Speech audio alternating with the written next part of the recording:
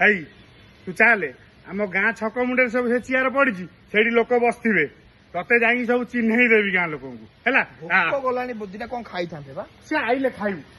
ମଉସା ନମସ୍କାର। ହଁ ହଁ ନମସ୍କାର ବାପା।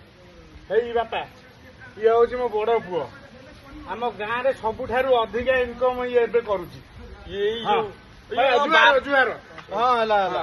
ଇଏ ବାହାରେ ରହୁଥିଲେ ନା? ହଁ ହଁ ଇଏ ଦିଲ୍ଲୀରେ ରହୁଛି। ଓ ଏଇ ଭାଇ ଦିଲ୍ଲୀରେ ରହୁଥିଲେ। ହଁ ହଁ ହଁ ଭାଇ ଦିଲ୍ଲୀରେ କଣ କରୁଛ କାମ?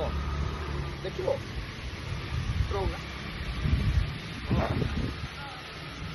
ଇଏ ରହିଗଲେଣି ବହୁତ ବର୍ଷ ହଁ ହେଲାଣି ନାଇଁ? ହଁ ବହୁତ ପଇସା ଇନକମ କରୁଛି। ହଁ ହଁ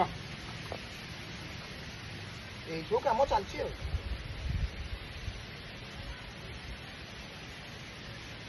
ଏଇ ଦିଟା ମୋବାଇଲ ହଁ ଗୋଟାକ 80,000 ଭଳିଆ ପଡିବ।